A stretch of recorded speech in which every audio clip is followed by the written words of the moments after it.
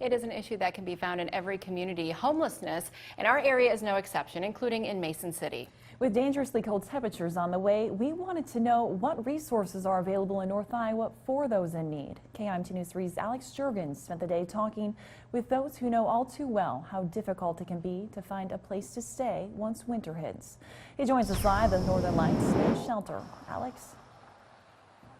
Amy and Katie, the shelters here in Mason City have seen an increase in people coming in to get out of the cold, but because of capacity limits right now, there's growing need for an additional warming shelter. Mike Armijo has recently found a permanent place to live, but for about 3 years, he moved around to different shelters, including the Northern Lights Men's Shelter. I see that there's a struggle. It's a big struggle just to keep warm. He knows what it's like to deal with the elements, not just in the winter, but also year-round. In Salem, in Oregon, it rains a lot, and it's cold rain, and they do have their winter times.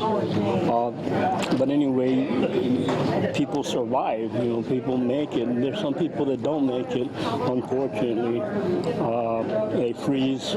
Robbie Meyer has also found permanent housing, but also moved around to different shelters in Iowa. You don't notice it so much until the winter time. I actually really start to notice it. While they're not allowed to have extra people to bunk with them due to housing agreements, Armijo and Meyer would be willing to lend a helping hand. Whatever it takes to keep people off the street, if there's anything we can do to help, let's just try to do the best we can. Now, I spoke with Jeannie Kingery, who is the executive director of the Northern Lights Alliance for the Homeless, and they have been discussing plans to get a permanent warming shelter to open. However, because of finance, location, and staffing, they are adding challenges to that plan.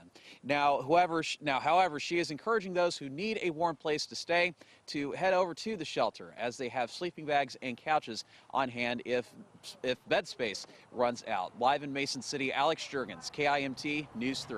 All right, thank you, Alex. The Salvation Army in Mason City tried to open a warming shelter in the past, but low occupancy led it to be closed.